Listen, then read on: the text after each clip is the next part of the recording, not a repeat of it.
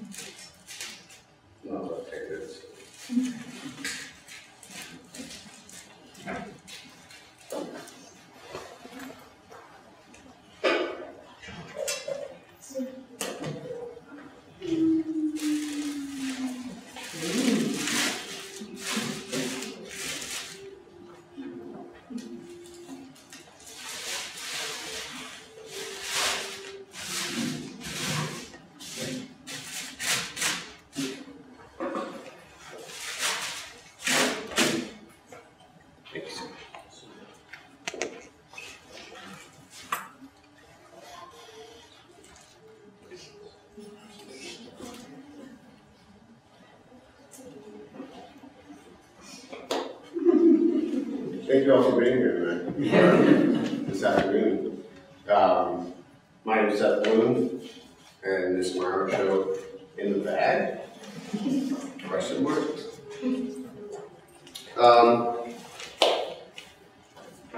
This show was a two-part art show, a two-part experience. The first part, as most of you see, besides the two revealed, it's an installation. I wanted the audience, the viewer, to be a part of that installation so that they can have the imagination, the spark of imagination based off of my mysterious narrative that I've displayed here.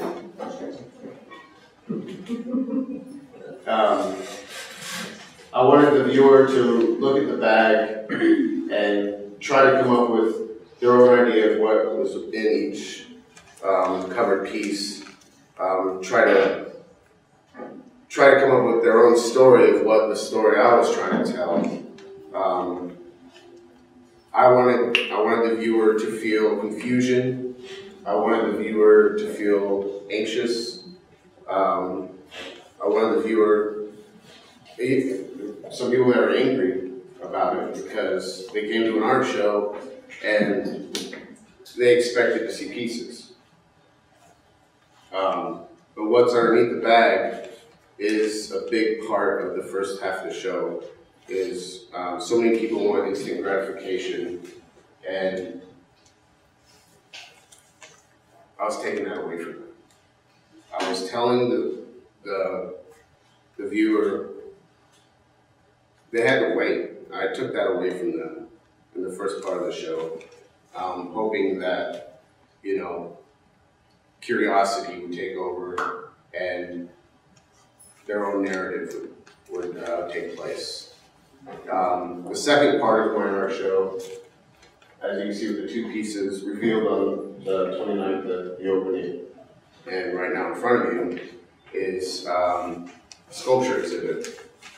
And underneath each bag, I'm telling a different type of story, a story that I've gone through. And I know that everybody have their own story, but this is my opportunity to share different stories with each and one of you, the viewers.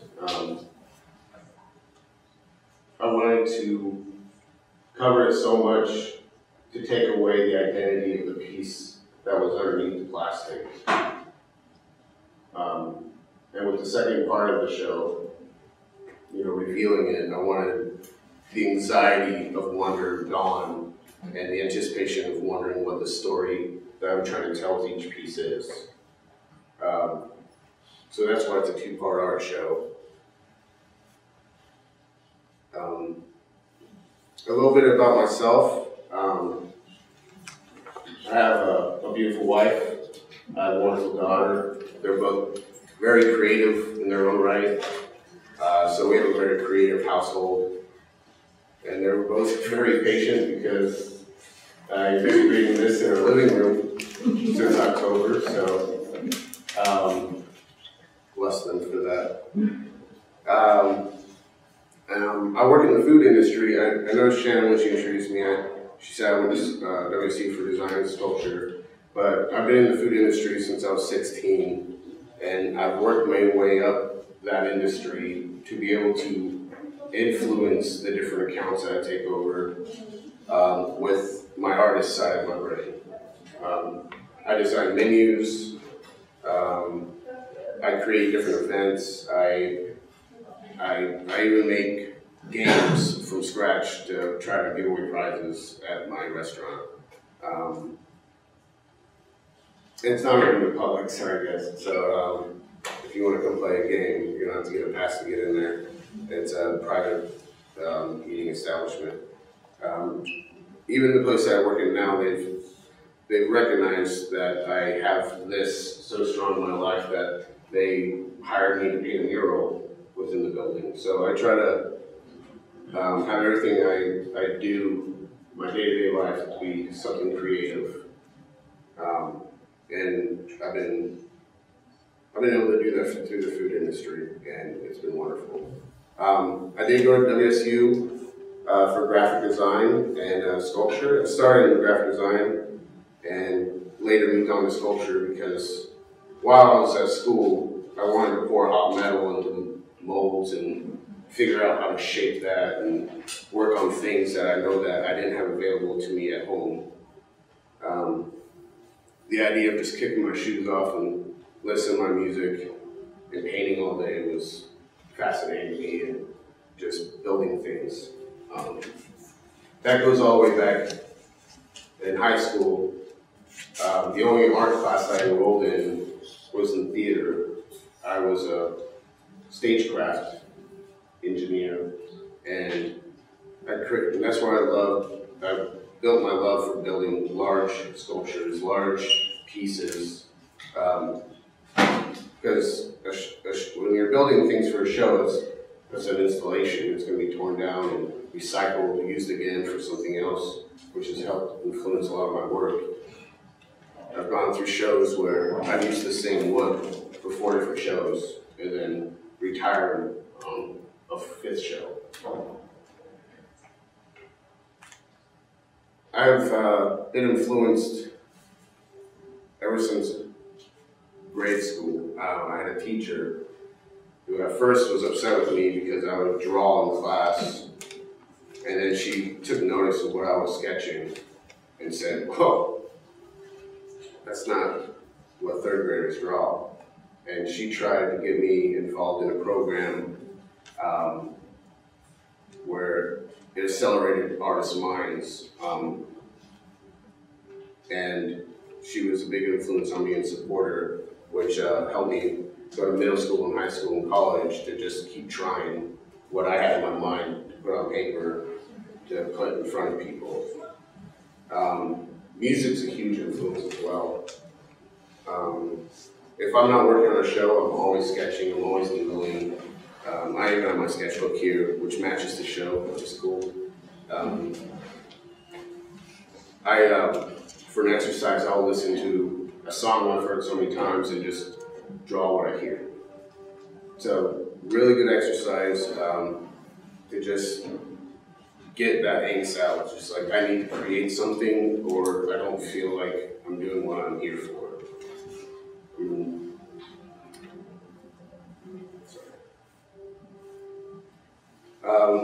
There's a lot of struggles too in the art world, as all the artists in here know. There's, especially outside of school, the struggle of managing yourself, finding those projects, meeting deadlines. You're always going to struggle with that. And even if you finish a show a month before deadline, you're going to tinker with it. At least I do, until the day it's supposed to be shown. Because if you're done a month ahead, you're not done. You need to just keep at it, keep tweaking it, find those different layers that can connect to somebody else.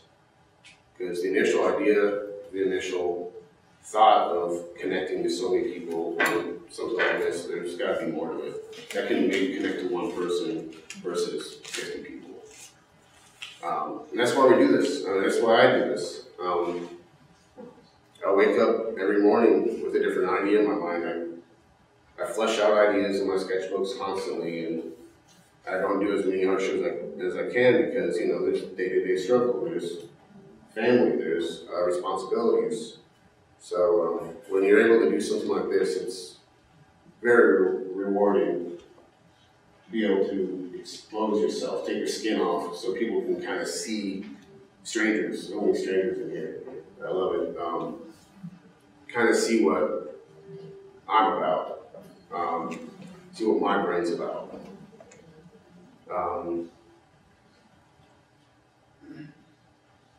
Yeah, it's been a great opportunity being in here to explore this idea, because in the bag started from two ideas. One, how can I create double foot traffic for one show? Because as artists know, Final Friday pops up, you see that crowd, it shows up for a month, and then that's it. So I wanted to create a show where I can get double foot traffic. And I had the second idea of creating something interesting, but taking it away from the viewer by concealing it somehow to create curiosity. As I was going over before beginning the talk, just imagination, taking away everybody wanting to have self-gratification, just instant gratification. So that was the idea behind this show, and then evolved to putting my pieces in the bags. And the color of the bags that I chose, it was a stylistic decision because, you know, the yellow and the white felt look clean, it felt look crisp. Everything else below, though, it's not clean, it's not crisp, and it's more my style, it's more what I'm hiding from everybody that I need to let out. And the phrase "in the bag" is something, you know, that goes to confidence. Like, I have that down, I don't need to worry about that, so I put it in the bag. But all these pieces represent a different story that I've gone through, that I thought that were in my bag, but I need to unwrap the bag and expose it, because there's different things in my life that I need to let out, that I need to reevaluate. So that was the thought behind this show, and taking the opportunity to expose myself with that. Every story, you know, seems obvious, but, you know, there's always something hidden even further.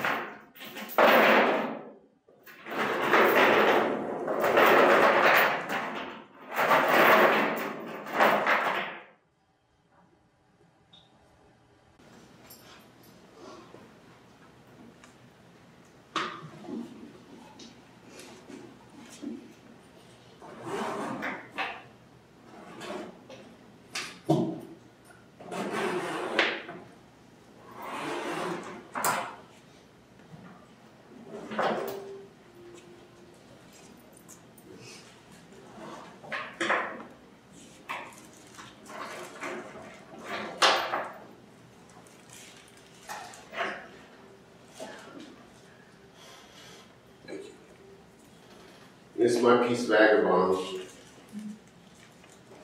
The story this tells is, I moved out of my parents' house at 17. It was a pretty unhealthy environment. And this represents different struggles that I've gone through, to be in the setting that I'm in now, comfortable with my family, with my wife and my child, that it took a long time to get there. And it took a lot of me realizing that I had faults. And so this piece represents the many couches I slept on, the many parking lots I slept in, until I was able to get to a place that I needed to be in my life, to where I know I can be successful, where I know that I am worth something.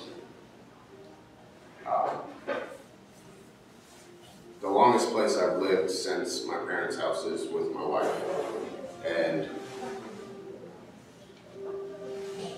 the contrast between those many years there versus many years here, it's mirrored, it's completely opposite, and I wanted to share that through this piece. Vagabond. That's what I have prepared for everybody. If everybody has any questions, I'm open to answering. Ruth? Well, you know I got questions.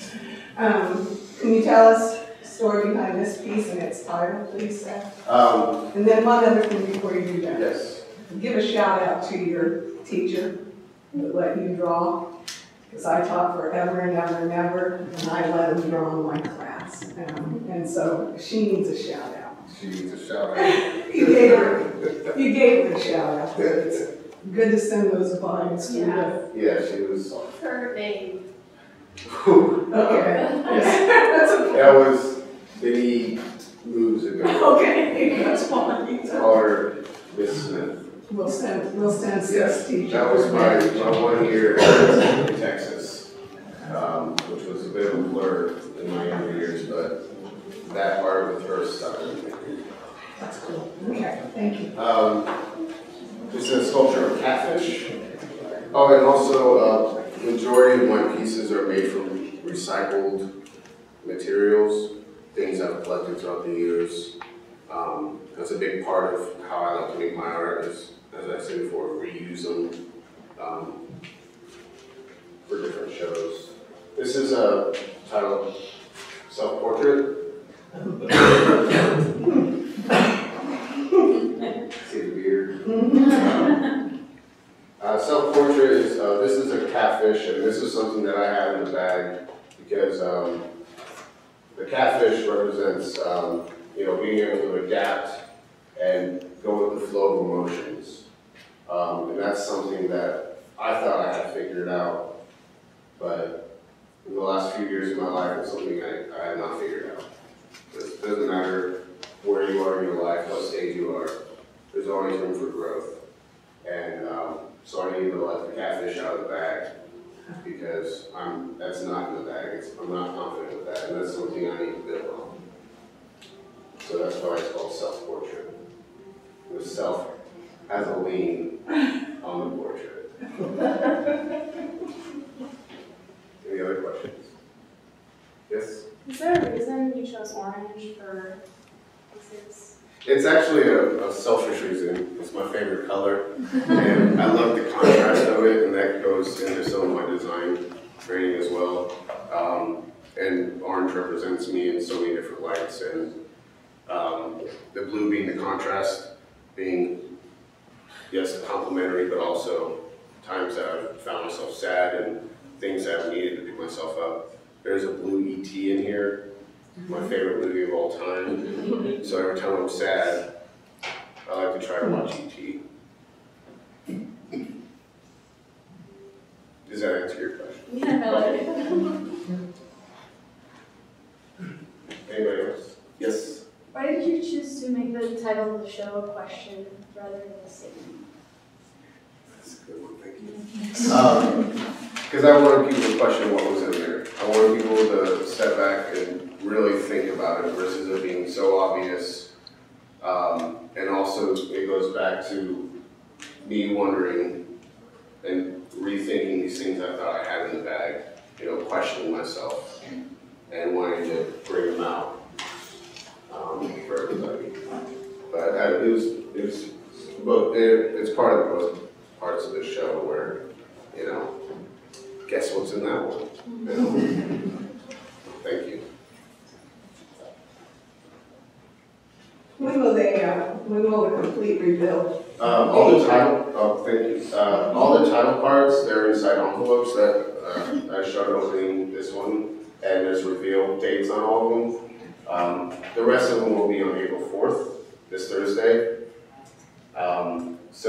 And they'll be revealed for the remainder of the show through the 19th. If I'm not here or not, the gallery will be open till 4? 9 to 4, Monday through Friday. 9 to 4, Monday through Friday. Please feel free to come through, sign the guest list, fill out a post-it note, what makes you curious. I would love to see people come back to see the reveal. Definitely.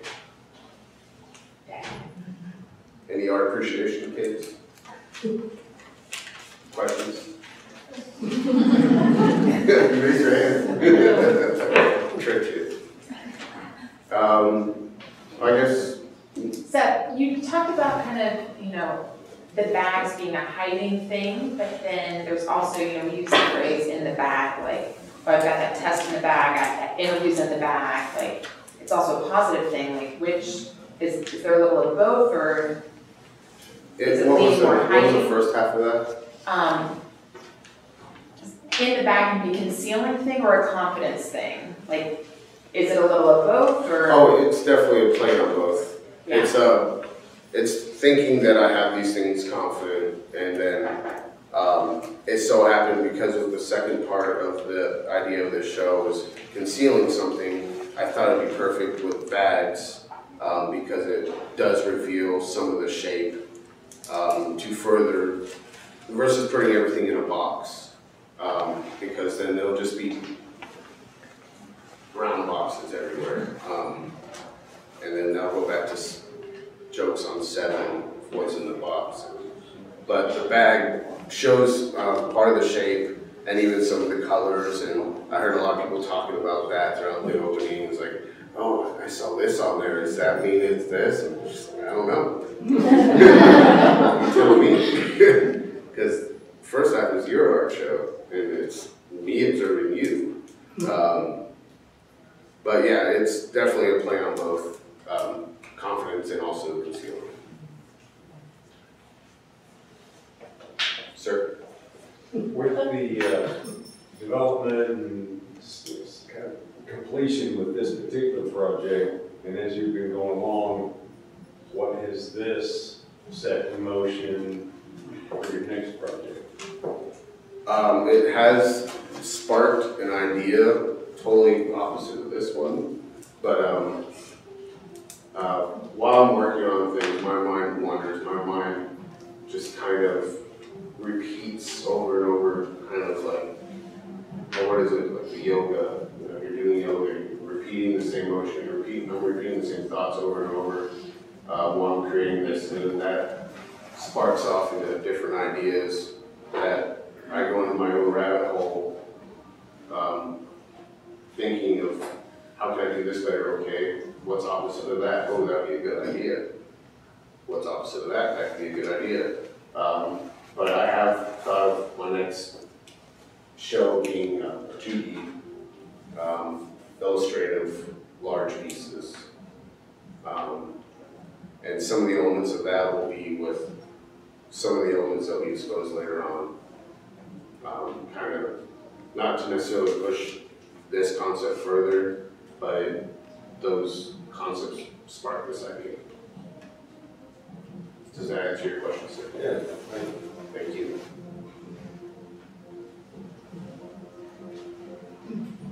Yes? When you create bodies of work, do you go about it like thinking about the space that you will be presenting it, or do you create the body of work and then find a place to show? That's a good question. I've done both before. With this show, I was asked by Shannon. Thank you very much again for taking a chance on me. She asked me twice. The first time I wasn't mentally ready to explore what this show would bring out of me.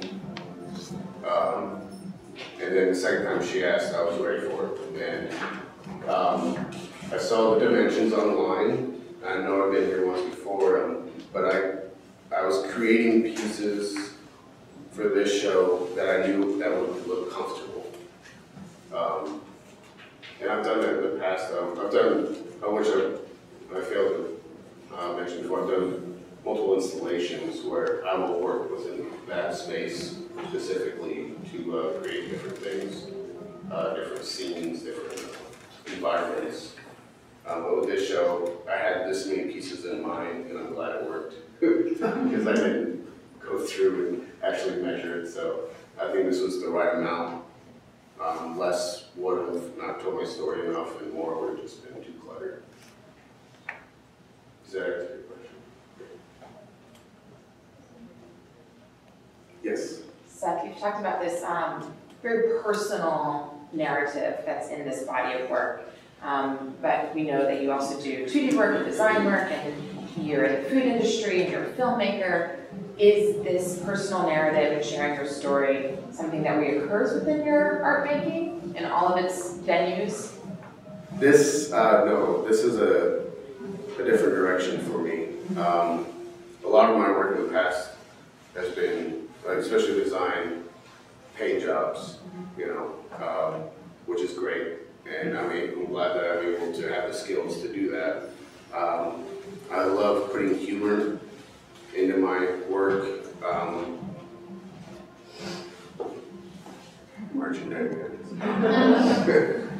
love putting humor on our work.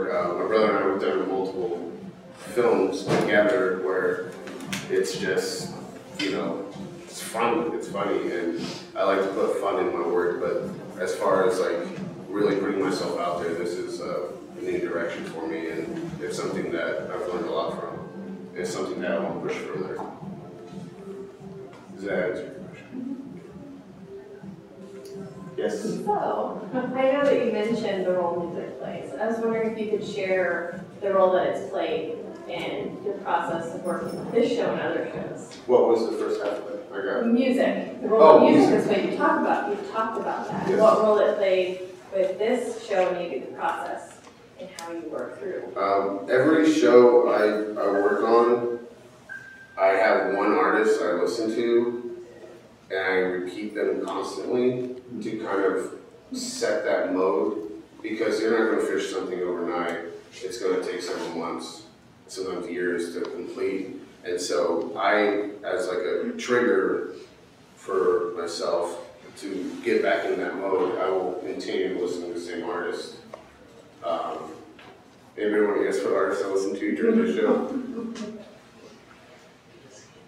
It was a Radiohead. But yeah, music is a big influence, because my artwork, I like to have a rhythm, I like to have a heartbeat, and I'm a big appreciator of different styles of music. I didn't play Radiohead during the opening, I played Chick Corea. I thought it sounded well with the way everything looked. But yeah, I'm a big fan. Does that answer your question? Okay.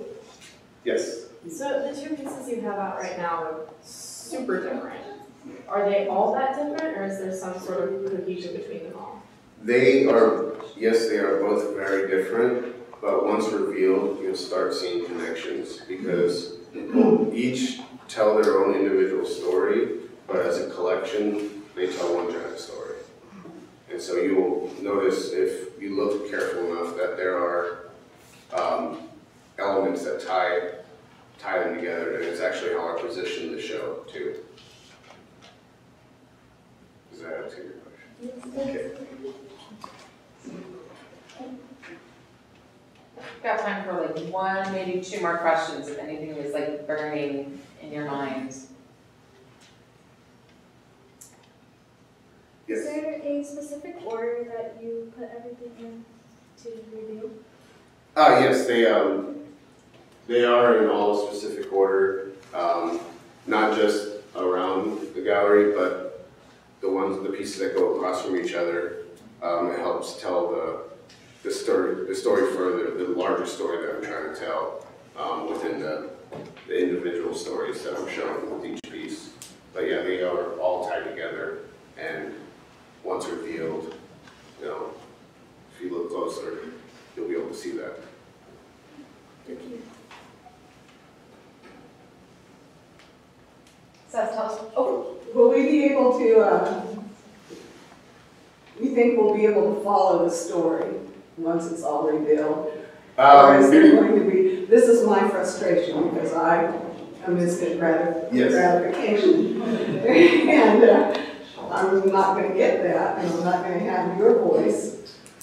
So, okay, can we do that? But it will take analyzing the pieces to try to break it down, and it would take breaking each piece down, evaluating it, our appreciation of students, everything you're learning in class, by breaking down the pieces and then trying to find a connection between them all.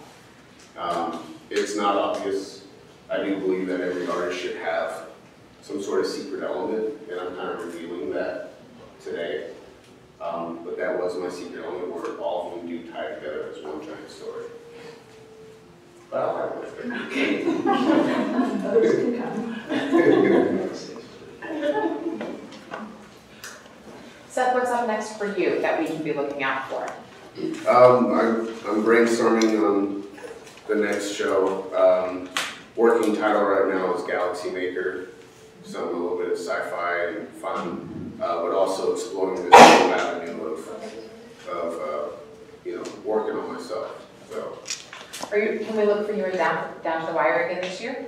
Yes. Yes, you can. I'll be there. Down the wire creator. Anything else? All right, thank you, Seth.